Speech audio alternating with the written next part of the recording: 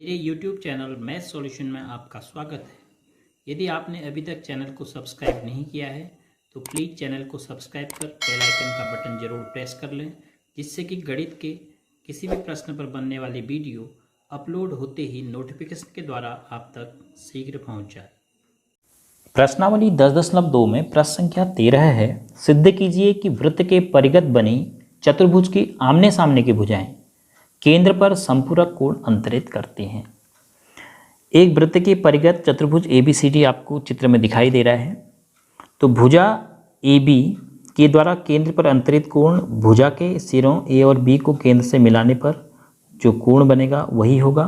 ऐसे ही AB के सम्मुख भुजा CD के शीर्ष D और C को केंद्र से मिलाएंगे तो जो केंद्र पर कोण बनेगा यह कोण होगा CD के द्वारा केंद्र पर अंतरित कोण। तो ये दोनों कोण संपूरक होते हैं, ये हमने सिद्ध करना है। यदि ये दोनों संपूरक हो जाएंगे अर्थात इन दोनों का योग 180 अंश हो जाएगा तो फिर बाकी इन दोनों का योग स्वतः ही 180 अंश हो जाएगा, क्योंकि एक बिंदु पर संपूर्ण कोण 360 अंश का होता है। तो देखिए 4 के 4 शीर्ष ABCD वृत्त के लिए बाह्य बिंदु है और बाह्य बिंदु से आप जानते हैं कि अगर हम केंद्र को मिलाते हैं तो बाह्य बिंदु से खींची गई स्पर्श रेखाओं के बीच जो कोण बना है वह आधा आधा हो जाता है, अर्थात जितना ये है उतना ही ये हो जाता है। तो यह B शीर्ष के लिए, C के लिए, D के लिए और A के लिए लागू होगा। तो सबसे पहले लिखते हैं हमें क्या दिया है। ABCD वृत्त के परिगत एक चतुर्भुज है। वृत्त के परिगत चतुर्भुज है और हमें सिद्ध करना है कोण AOB धन कोण COD बराबर 180 अंश और कोण AOD धन कोण BOC बराबर भी 180 अंश। क्योंकि दोनों संपूरक सिद्ध करने हैं दोनों युग में, तो दोनों का योग 180 अंश सिद्ध करना होगा। तो देखिए एक लाइन आप लिखेंगे कि बाह्य बिंदु से केंद्र को मिलाने वाली रेखा बाह्य बिंदु से खींची गई स्पर्श रेखाओं के बीच बने हुए कोण को समद्विभाजित करती है।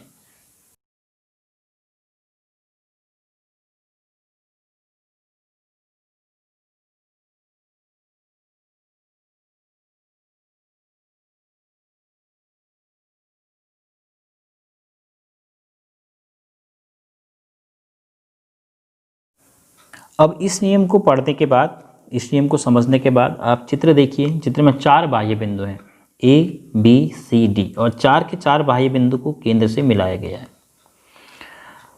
तो A पर जो स्पर्श रेखाएं आपको दिख रही हैं A से लेकर इस बिंदु तक और A से लेकर इस बिंदु तक। तो माना इस बिंदु का नाम मैं P कह दूँ, इसका नाम Q कह दूँ, इसका नाम R और इसका नाम S। तो कोण SAP जो है वह बाह्य बिंदु A पर स्पर्श रेखाओं AS और AP के बीच बना हुआ कोण है, जो कि रेखा AO बाह्य बिंदु से केंद्र को मिलाने वाली रेखा के द्वारा अर्धित होता है। तो अर्थात यह कोण इसके बराबर होगा। तो कोण SAO बराबर कोण PAO बराबर हम मान लेते हैं A। इसी प्रकार इस बाह्य बिंदु के लिए कोण PBO बराबर कोण QBO बराबर इसको मान लेते हैं स्मॉल p और कोण QCO बराबर कोण RCO बराबर इसको मान लेते हैं स्मॉल c और कोण RDO बराबर कोण SDO इसको मान लेते हैं स्मॉल d।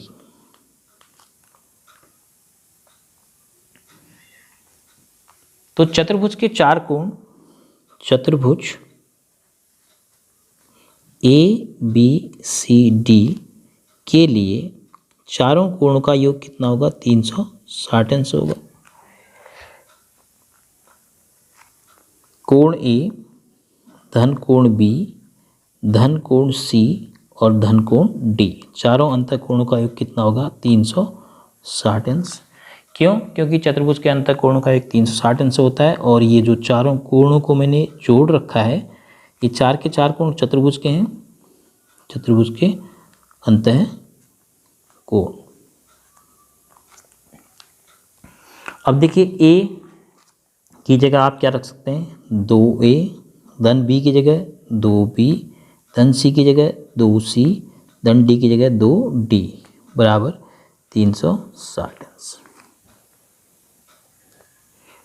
तो यहाँ से a, धन b, धन c और धन d का मान आप निकाल सकते हैं। 2 गुणा a धन b धन c d बराबर 360 अंश। तो a धन b धन c धन d बराबर 360 अंश बटे 2 बराबर 180 अंश। तो a धन b धन c और धन d, a धन b धन c धन d का मान आपको मिल गया 180 अंश। इसको आप समीकरण नंबर 1 के रूप में नाम दे दीजिए। तो आपने एक परिणाम प्राप्त कर लिया कि a धन b धन c धन d 180 अंश के बराबर होगा। अब हमें जो पता करना है कोण AOB और कोण COD का योगफल। अब देखिए त्रिभुज AOB में कोण AOB कितना निकलेगा और कोण COD त्रिभुज COD से कितना निकलेगा वो निकालते हैं। तो त्रिभुज AOB से कोण AOB अगर आप प्राप्त करना चाहते हैं तो कैसे करेंगे, 180 अंश में से त्रिभुज के दो अंतःकोण को घटा देंगे।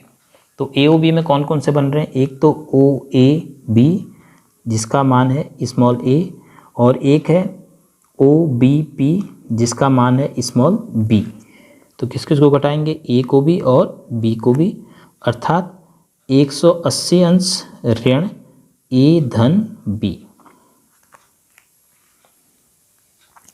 तो त्रिभुज COD से इसी प्रकार कोण COD बराबर आपको मिलेगा 180 अंश में से घटाएंगे आप c को भी और स्मॉल d को भी, अर्थात 180 अंश ऋण c धन d, ऋण को कॉमन ले लिया।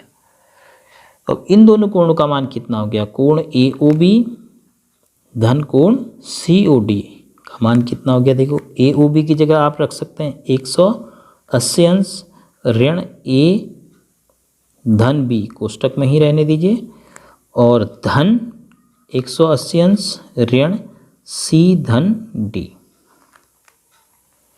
तो 180 और 180 को जोड़ दीजिए तो कितना हो गया, 360 अंश। ऋण के अंदर a धन b भी है, c धन d भी है, तो a धन b धन c धन d, ऋण वालों को अलग कर देते हैं। तो कोण AOB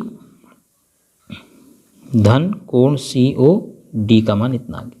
तो कोण AOB धन कोण COD का मान अब आप 360 अंश के बाद जो घटाना है a धन b धन c धन d को समीकरण 1 से बदलाव करके इसकी जगह रख सकते हैं a धन b धन c धन d का मान जो 180 अंश है। तो कहाँ से बदलाव किया आपने, समीकरण 1 से।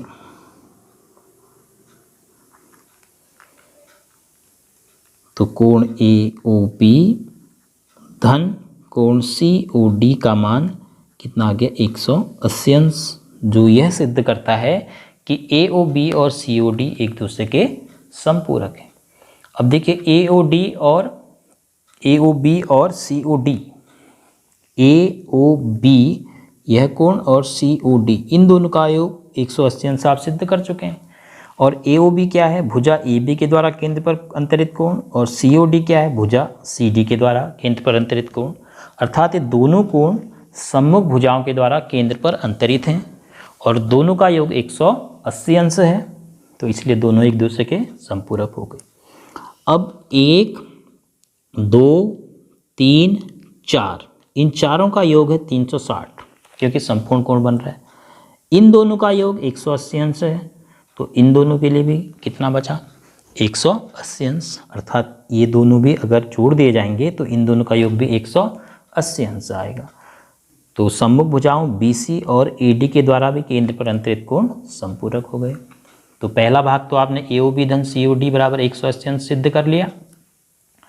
अब दूसरे भाग के लिए आप लिखेंगे कोण ए ओ बी धन कोण बी ओ सी धन कोण सी ओ डी धन कोण डी ओ ए।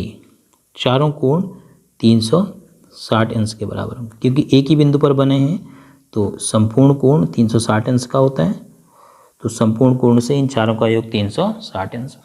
अब कोण ए ओ बी और धन कोण सी ओ डी को एक साथ रख लीजिए और इसको पीछे कर दीजिए, क्योंकि हम पक्ष का अंतर नहीं कर रहे हैं, एक ही पक्ष में है, हम आगे पीछे कर सकते हैं बिना चिन्ह बदले हुए। तो बी ओ सी का चिन्ह भी धन, डी ओ ए का चिन्ह भी धन, बराबर 360 अंश। और ये ए ओ बी धन सी ओ डी 180 अंश है, तो इसका मान हम रख देते हैं इसकी जगह 180 अंश धन कोण बी ओ सी और धन कोण डी ओ ए बराबर 360 अंश।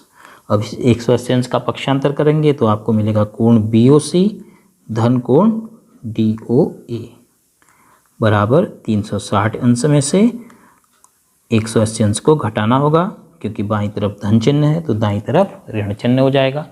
तो इस प्रकार आपको कोण बी ओ सी और कोण डी ओ ए का योग मिला 180 अंश, जो यह सिद्ध करेगा कि कोण बी ओ सी और कोण डी ओ ए एक दूसरे के संपूरक हैं।